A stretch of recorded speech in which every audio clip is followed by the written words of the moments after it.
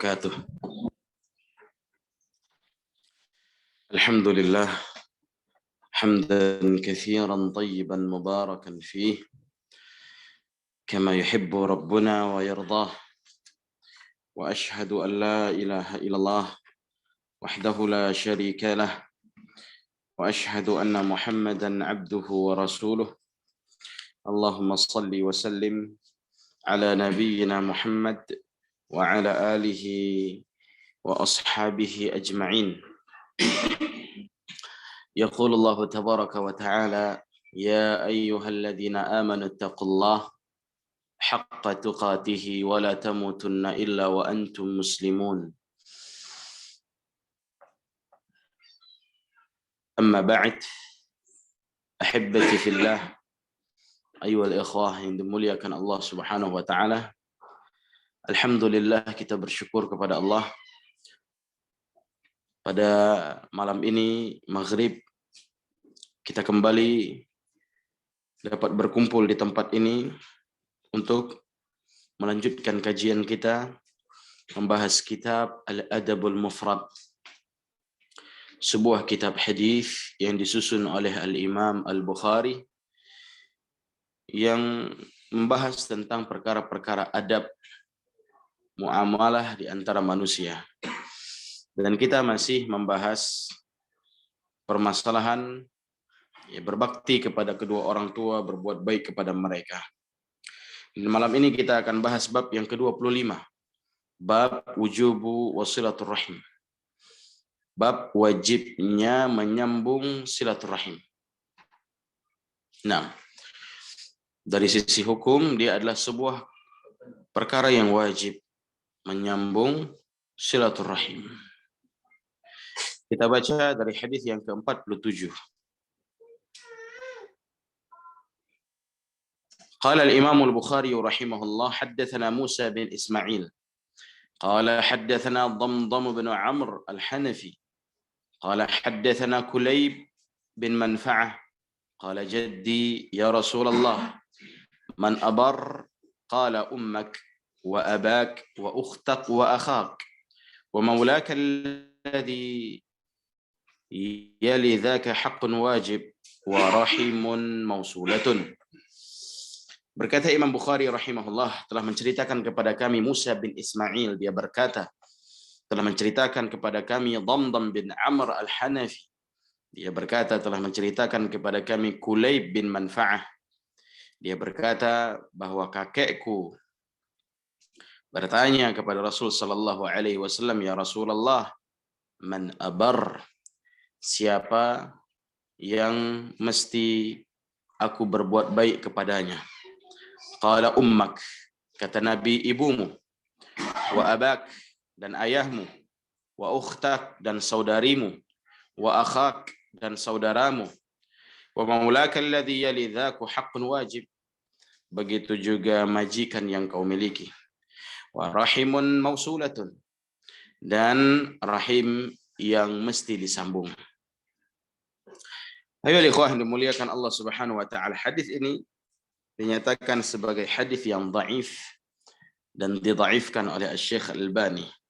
Ya, sebagai maklumat kepada kita dari sisi riwayat atau sanad hadis ini dhaif. Dan kita akan bacakan hadis yang sahih tentang wajibnya silaturahim. Haddatsana Ibnu Ismail قال حدثنا أبو عوانة عن عبد الملك بن عمير عن موسى بن طلحة عن أبي هريرة قال لما نزلت هذه الآية وأنذر عشيرتك الأقربين. Kata Imam Al-Bukhari telah menceritakan kepada kami Ismail, dia berkata telah menceritakan kepada kami Abu Awanah dari Abdul Malik bin Umair, dari Musa bin Talhah, dari Abu Hurairah radhiyallahu anhu, dia berkata tatkala turun ayat ini, yaitu ayat wa anzir ashiratakal aqrabin dalam surah Asy-Syu'ara ayat 214, wa anzir ashiratakal aqrabin, dan berilah peringatan kepada keluarga terdekatmu. Ketika turun ayat ini, qaman Nabi sallallahu alaihi wasallam fanada. Maka Nabi sallallahu alaihi wasallam bangkit berdiri seraya menyeru. Apa yang diserukan oleh Nabi? Nabi mengatakan, ya Bani Ka'ab bin Lu'ay, anqidhu anfusakum minan nar. Wahai Bani Ka'ab bin Lu'ay, keturunan Ka'ab bin Lu'ay, selamatkan diri kalian dari neraka Jahannam. Ya Bani Abdi Manaf, wahai Bani Abdi Manaf, anqidhu anfusakum minan nar, selamatkan diri kalian dari neraka Jahannam. Ya Bani Hashim, wahai Bani Hashim, anqidhu anfusakum minan nar, selamatkan diri kalian dari neraka Jahannam.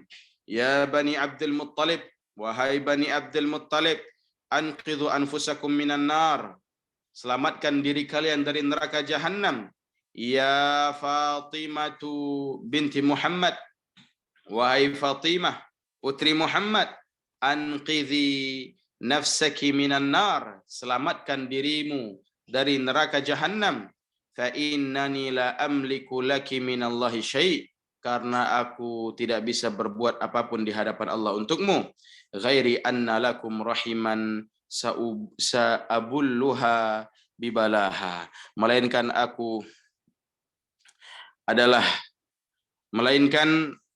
atau hanya saja kalian memiliki rahim yang aku akan jalin terus di dunia ini. Itu aku akan terus berbuat baik kepada kalian. Al-ikhwan dimuliakan Allah Subhanahu wa taala. Hadis ini menerangkan tentang wajibnya silaturahim. Dan di mana titik silaturahim yang disebutkan dalam hadis ini? Nabi hanya memanggil ya Bani Ka'ab, ya Bani Hashim, ya Bani Abdi Manaf, selamatkan diri kalian dari neraka Jahannam. Mana silaturahimnya? Para ulama menjelaskan bahwa mendakwahi kerabat, mendakwahi suatu kaum, mendakwahi saudara, termasuk dari bagian silaturahim. Karena adanya dakwah, adanya seruan, adanya perintah, di situ terjalin interaksi antara kita dengan saudara kita, dengan kerabat kita, menjalin hubungan. Bahkan di antara cara menyambung silaturahim yang terbaik yaitu dengan cara memberikan nasihat, menasihati mereka, mendakwahi mereka, sebagaimana Nabi Shallallahu Alaihi Wasallam mendakwahi Bani Ka'ab bin Malik, mendakwahi Bani Abdi Manaf, mendakwahi Bani Hashim, mendakwahi Bani Abdul Muttalib, mendakwahi putrinya sendiri Fatimah radhiyallahu anha. Maka sisi wajibnya silaturahim di sini termasuk silaturahim mendakwahi keluarga. Jadi menyambung silaturahim tidak hanya sekedar mendatanginya.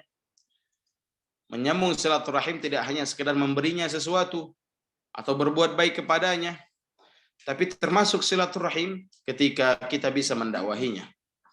Ketika kita mendatanginya, memberikan faedah ilmu. Bahkan tidak sedikit kalau seseorang biasa memberikan nasihat kepada keluarganya, kepada saudara dan kerabatnya, terkadang kalau dia datang, dia dijadikan sebagai tempat bertanya. Kalau dia sebagai keponakan, dia datang ke bibinya, dia datang ke pamannya nanya, kalau begini gimana hukumnya? Punya rencana begini, gimana bagusnya? Dia bertanya. Dan di situ celah bagi kita, apakah kita selaku anak, apakah kita selaku ponakan, apakah kita selaku cucu, atau yang lainnya bisa memberikan nasihat dan dakwah di situ, maka itu termasuk silaturahim. Cara menyambung hubungan dengan keluarga kita dan kerabat kita. Bahkan itu termasuk cara yang terbaik dan mendapatkan pahala yang besar di sisi Allah Subhanahu wa taala. Apalagi dengan sebab itu membuat saudara dan kerabatnya mendapatkan hidayah dari Allah Subhanahu wa taala. Nah, ayo ikhwah yang dimuliakan oleh Allah Subhanahu wa taala. Ini di antara sisi ya, cara bersilaturahim kepada keluarga, menyambung silaturahim. Dan inilah orang yang di antara orang yang menyambung. Dan orang yang menyambung silaturahim pada hakikatnya adalah sebagaimana yang dikatakan oleh Nabi Shallallahu Alaihi Wasallam, laisal wasil bil mukathi, walakinil wasil man quti'a rahimahu wa salaha. Yang dinamakan orang yang menyambung silaturahim bukan hanya sekedar membalas kebaikan saudaranya. Kalau membalas kebaikan saudaranya itu hal yang lumrah. Dia kasih kita, kita kasih dia. Nah, kalau saudara kita memberi kita, kita beri dia. Itu hal yang lumrah. Tapi yang disebut silaturahim tidak sebatas itu. Inti dari silaturahim adalah ketika engkau diputus oleh saudaramu, oleh kerabatmu, engkau tidak dianggap lagi, engkau sudah diputus, kemudian engkau datang untuk menyambungnya, itu yang disebut dengan al-wasil. Itu yang disebut dengan orang yang menyambung silaturahim. Dia sebagai penyambung. Apalagi dia yang diputus. Ya. Apakah karena sebab dia, kena salah dia, atau salah yang di sana? Ya. Tapi intinya dia ingin menyambung, dia datang, dia menyambung kembali dengan berbuat baik. Ini yang disebut dengan ya al-wasil sejati. Ya. Dia yang menjalin hubungan. Menyambung kembali hubungan yang telah terputus. Terkadang kita punya masalah dengan paman, dengan bibi, dengan keponakan, punya masalah dengan kerabat-kerabat kita, sepupu kita, ya, atau ipar, atau yang lainnya, ya, saudara-saudara dan kerabat-kerabat dekat, atau bahkan dengan orang tua sendiri, ya, atau bahkan dengan kakak sendiri, dengan abang sendiri. Dia mengatakan, mulai hari ini kau bukan lagi adikku, mulai hari ini kau bukan lagi kakakku. Dia memutusnya.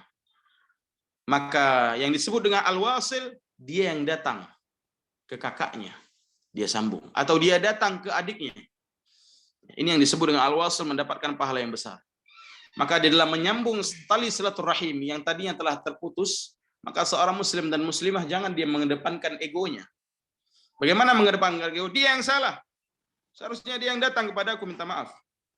Dia yang salah. Dia adik, saya kakak. Masa saya datang ke adik? Adik datang ke kakak, adik datang ke abang. Masa abang datang ke adik? Ya. Maka dalam islah perbaikan untuk menyambung rahim tidak perlu seorang ego seperti itu. Ya. Siapapun yang salah, siapa yang datang duluan dia menyambungnya, dia mendapatkan pahala silaturahim. Ya. Dia lupakan semuanya. Dia ingin jalin lagi hubungan yang baik. Apalagi ya, memang mereka punya hubungan rahim adik kakak. Ya. Paman, bibi, dan keponakannya.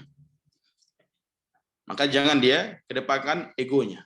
Walaupun ya, adiknya yang salah, tapi dia berbesar hati, dia datang ke adiknya. Dia berbuat baik, ya, dia berkata yang baik, nah, dia berniat baik, dan seterusnya. Atau sebaliknya, si adik datang ke si kakak, walaupun si kakak yang salah, atau si abang yang salah, dia datang.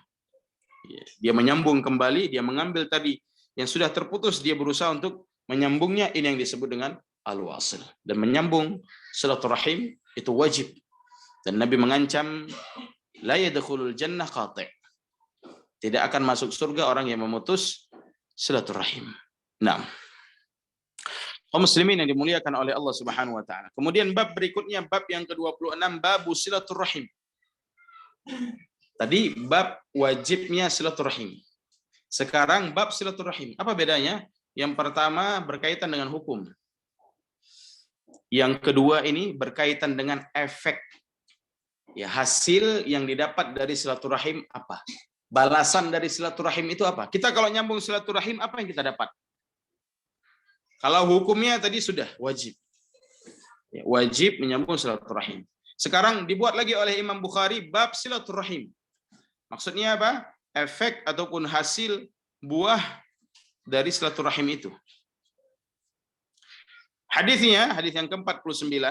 Qala al-Imam al-Bukhari haddatsana Abu Nu'aim qala haddatsa Amr bin Utsman bin Abdullah bin Mauhib qala sami'tu Musa bin Talhah yadhkur an Abi Ayyub al-Ansari anna a'rabiyan arada lin-nabi sallallahu alaihi wasallam. Dari Abu Ayyub al-Ansari radhiyallahu anhu. Dari Abu Ayyub al-Ansari radhiyallahu anhu. Dia bercerita bahwa suatu hari seorang A'rabi ini orang Arab kampung pedalaman yang enggak punya ilmu, ya, yang suka sembarangan bersikap di hadapan Nabi sallallahu alaihi wasallam, ya, ini badui. Arada lin Nabi fi masirihi, tiba-tiba dia menghadang jalannya Nabi sallallahu alaihi wasallam. Ya, dia menghadang jalannya Nabi sallallahu alaihi wasallam faqal, dan dia mengatakan akhbirni ma yuqarribuni minal jannah wa yubaiduni minan nar. Dia menghadang Nabi SAW dalam perjalanannya dan dia mengatakan, beritahu aku amalan-amalan apa saja yang dapat mendekatkanku ke surga, yaitu masukkanku ke surga, dan amalan apa saja yang dapat menjauhiku dari neraka. Ya. Maka Nabi SAW jawab. Kata Nabi, ta'budullah wa la tusyriku bihi syai'a wa tuqimus shalah wa tu'tiyaz zakah wa tasilur rahim.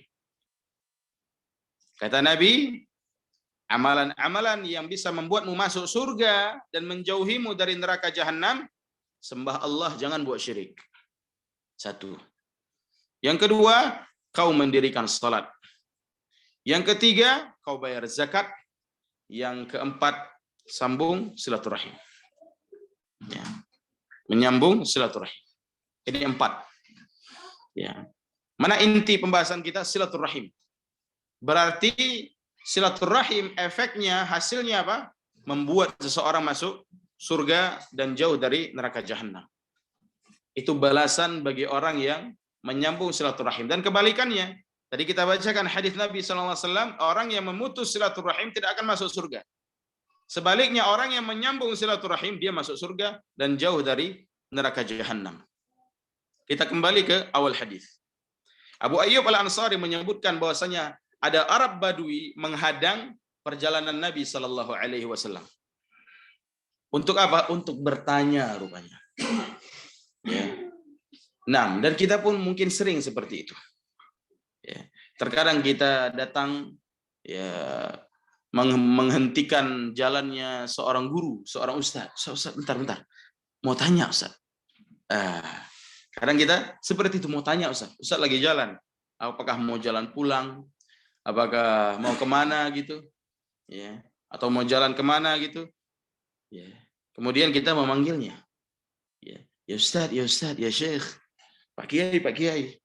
Ya, mau nanya nih. Ya.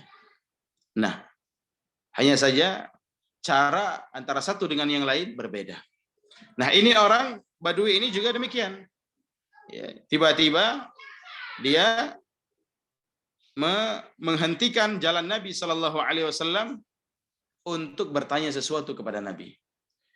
Langsung ketika dia stop, dia hentikan Nabi, langsung dia mengatakan, akhbirni ma yuqarribuni minal jannah wa yubaiduni minan nar. Enggak ada basa-basi. Ya Rasulullah, enggak ada disapa-sapa. Begitu dia stop, dia hentikan Nabi, langsung dia akhbirni ma yuqarribuni minal jannah wa yubaiduni minan nar. Dan demikian memang Badui. Sesopan-sopannya Badui, mereka hanya menyapa dengan ya Muhammad. Memanggil Muhammad, memanggil nama. Nah, itu Badui.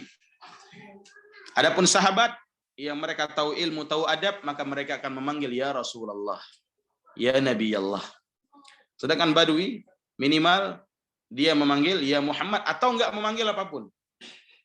Ya, tidak menyapa dengan apapun, langsung to the point aja. Langsung saja intinya. Seperti dalam hadis ini, ketika dia menghentikan jalan Nabi, dia langsung bilang, akhbirni ma yuqarribuni minal jannah. Kasih tahu aku amalan-amalan yang dapat mendekatkanku ke surga. Maksud yuqarribuni minal jannah ay yudkhiluni. Memasukkanku ke surga. Dan aku jauh dari neraka. Maka Nabi Shallallahu Alaihi Wasallam jawab. Dan Nabi Shallallahu Alaihi Wasallam tidak tidak mempermasalahkan etika ataupun adab Badui. Memang demikian. Ya. Bahkan Nabi SAW pernah dihadang di satu jalan, tiba-tiba Badui datang dan memegang kerah Nabi Shallallahu Alaihi Wasallam. Ya. Dia mengatakan, ya Muhammad, a'tini kadza, berikan aku ini. Dikasih sama Nabi. Kemudian dipegang lagi kerah Nabi SAW, berikan aku ini. Dikasih lagi oleh Nabi. Ya. Yang ketiga kalinya, dipegang lagi kerahnya, dia minta lagi apa yang dia inginkan. Tapi Nabi kasih, karena Nabi punya ketika itu. Setelah yang ketiga kalinya, Nabi balik tanya, ada lagi yang kau butuhkan? Langsung dia mengatakan, demi Allah aku tidak pernah melihat manusia sebaik engkau. Kata Badui ini. Dan dia pun pergi. Dan demikian memang Badui. Nabi SAW sudah memaklumi keadaan mereka. Ya. Demikian juga ketika kisah Badui kencing di pojok masjid. Nggak tahu dia itu masjid. Ya. Karena masjid dahulu tidak seperti masjid sekarang. Langsung kita tanda, ini masjid. Apalagi ada kubahnya, bangunannya jelas. Dulu hanya ya, petakan bangunan, lantainya tanah, nggak tahu. Kalau kita mungkin lihat, kalau masih ada bangunan-bangunan dulu ya terlihat sekarang ini, mungkin kita katakan itu bukan masjid, gudang. Ya, Badui datang kencing pojok masjid. Para sahabat marah, ingin ya memukul Badui tersebut. Kata Nabi SAW, da'uh, biarkan dia. Jangan dipukul. Dalam keadaan dia sedang kencing. Kenapa? Kalau dipukul, dia bisa lari dalam keadaan lagi kencing. Bisa tercecer kencingnya di mana-mana.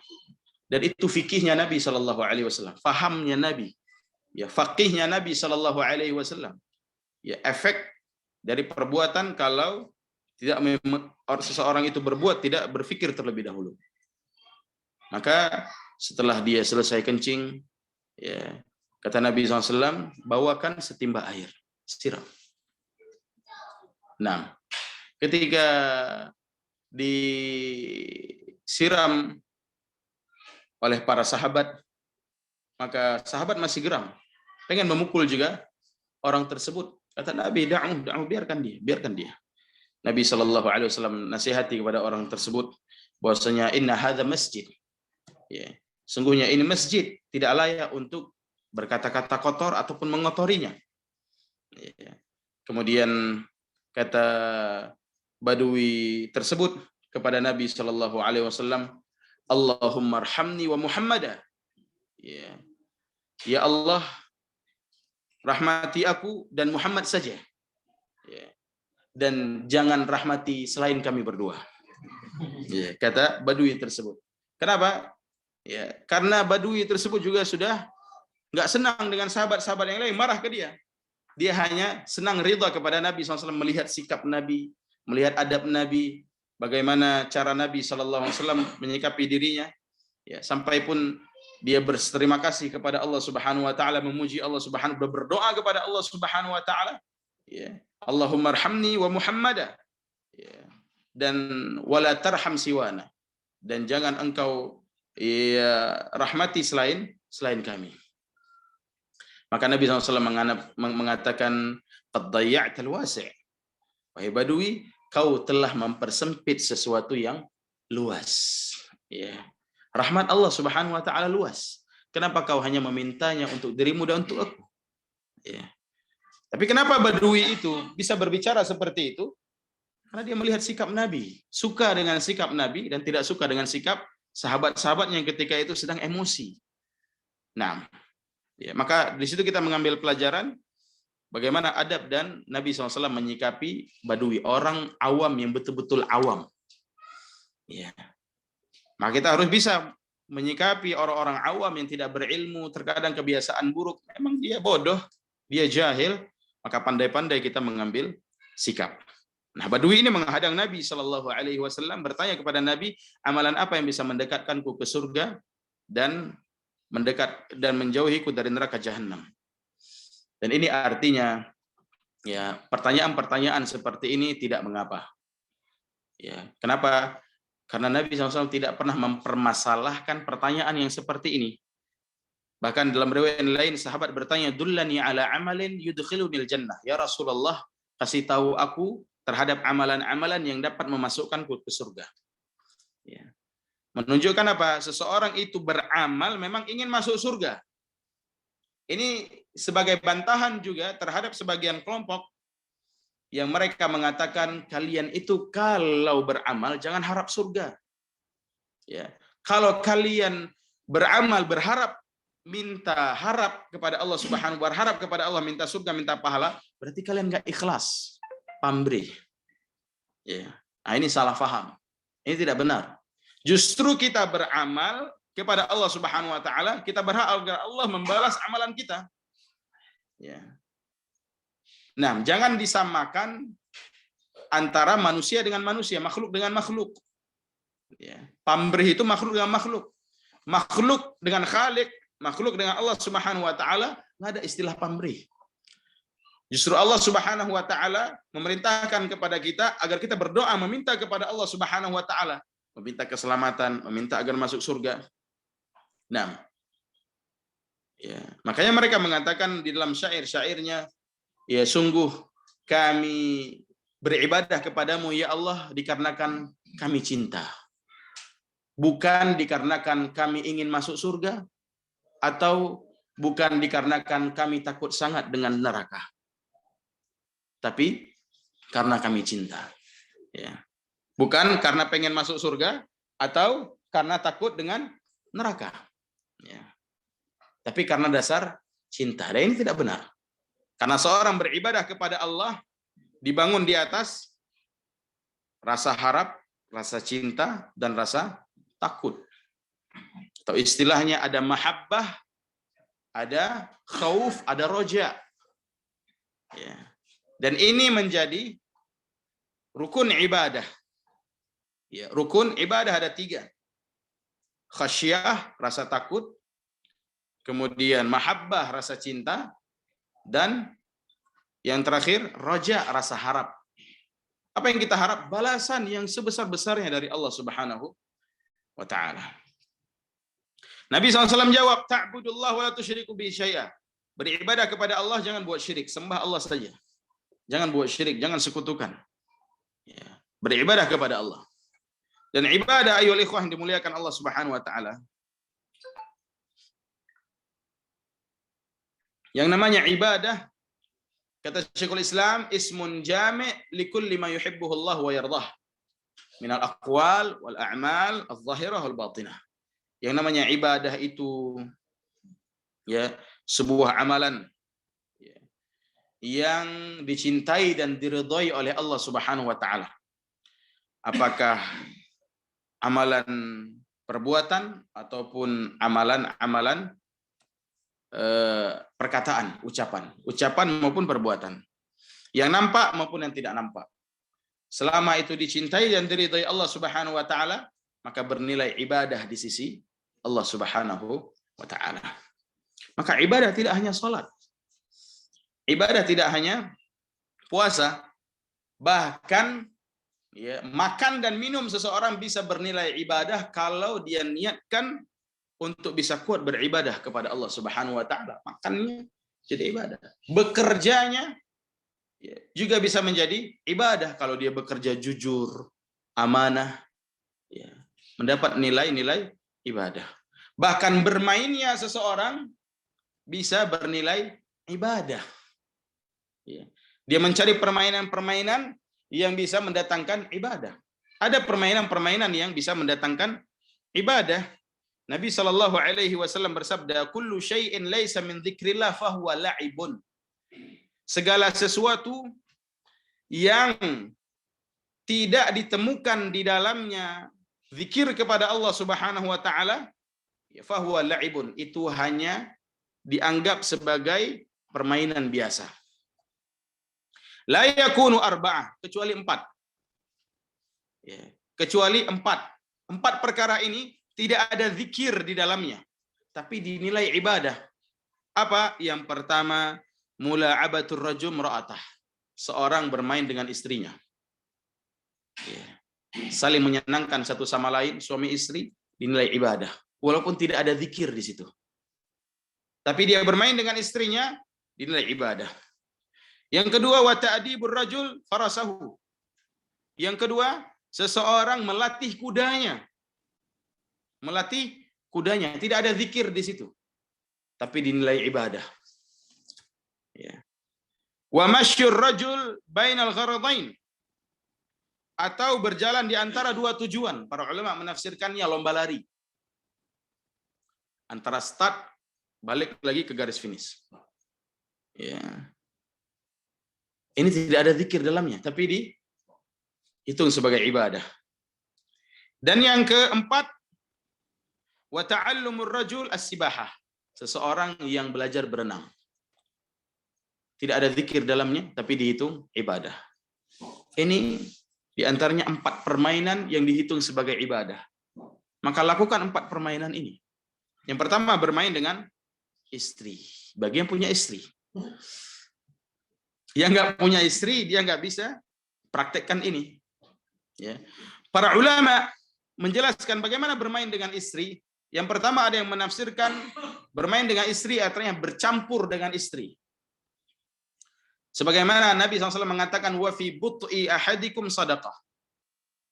Ya, dan bercampurnya engkau dengan istrimu itu dinilai sedekah, nilai ibadah. Ya. Dan ada yang mengatakan bermain di sini bermain apa saja selama saling menyenangkan satu sama lain. Bercanda dengan istri, ya. Nah, usilin istri, ya, bercandai mereka, menggelitiin dia, ya, dia senang, dia bahagia, dinilai ibadah, masya Allah. Ya. Wa ta'dibur rajul farasahu. Dan seseorang melatih kudanya. Ya. Ini dihitung ibadah. Begitu juga lomba lari, ibadah. Ya. Nabi SAW pernah lomba lari dengan Aisyah. Ya. Disebutkan dalam sebuah riwayat, Nabi SAW mengatakan kepada Aisyah, ya Aisyah, ta'alai hatta usabiq. Wahai Aisyah, sini kita lomba lari. Kata Nabi, lomba lari. Ya, disebutkan dalam hadis tersebut, ketika berlomba lari Nabi dengan Aisyah, Aisyah menang. Ya, Aisyah menang. Kemudian selang beberapa tahun, terjadi lagi hal yang sama. Kata Nabi SAW, ya Aisyah, ta'alai hatta usabiq. Aisyah, kemari, ayo kita lomba lari. Ya. Kemudian mereka berlomba lari, akhirnya Nabi SAW yang menang, Aisyah yang kalah. Kata Nabi SAW, hadza lima sabaq. Ini balasan untuk yang kemarin. Ya, ini balasan untuk yang dulu. Aku pernah kalah. Sekarang aku menang. Dan Aisyah menceritakan, dulu aku menang dikarenakan aku masih muda. Badanku masih ramping. Dia bisa mengalahkan Nabi SAW. Ketika selang beberapa tahun, ya, aku sudah mulai gemuk. Aku tidak sanggup mengalahkan Nabi SAW. Aisyah yang kalah. Ya. Maka Nabi mengatakan, ini balasan untuk yang kemarin itu. Ya. Kemarin itu aku kalah, sekarang kau yang kalah. Ini lomba lari suami istri, tentunya di tempat yang wajar, tempat yang layak. Ya. Jangan di tempat keramaian. Ya.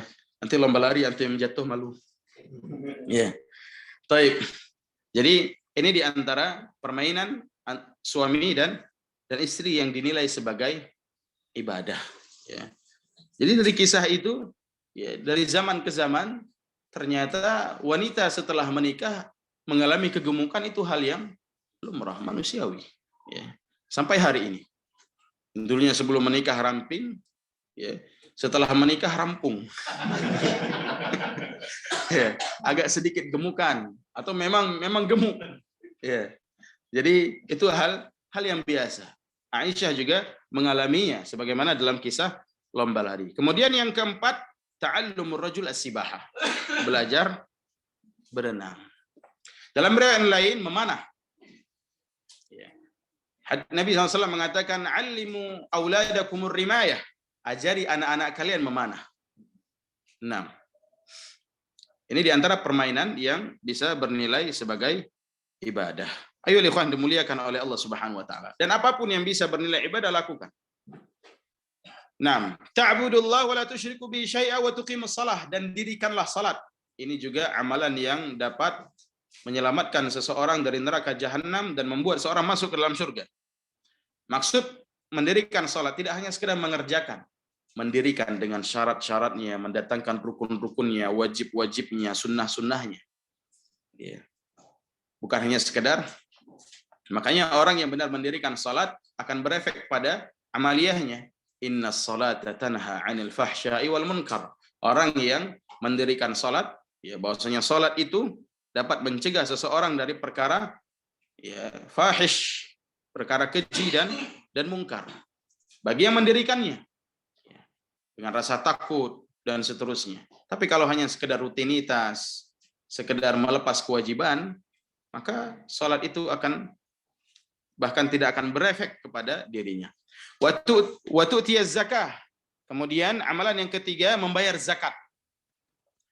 Bagi orang-orang yang memang terkena zakat. Ya. Bagi yang memiliki harta yang berlebih sampai nisabnya dan sampai haulnya, maka keluarkan zakatnya. Apakah zakat harta dikeluarkan 2,5%?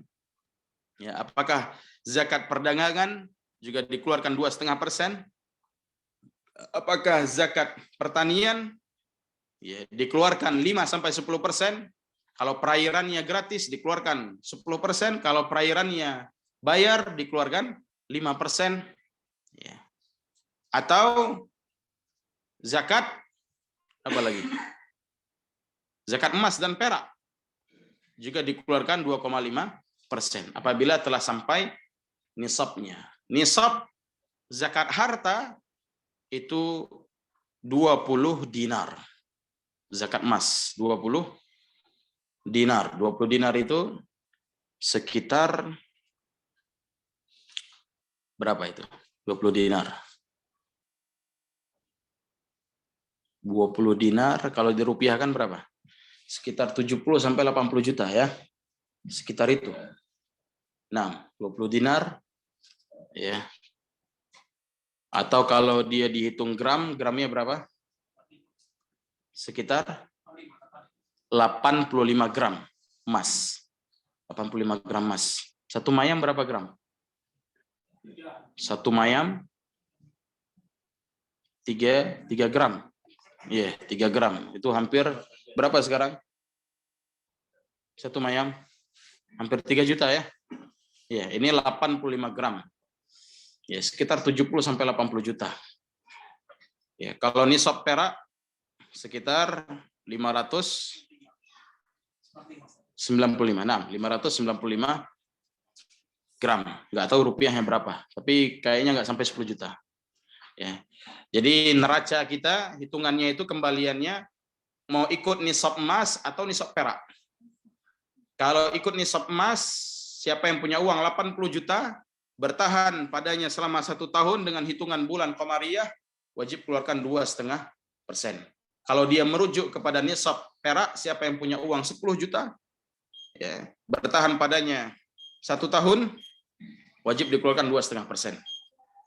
Ya, begitu juga dengan zakat-zakat yang lain. Ya, begitu juga zakat apa namanya? Perkebunan.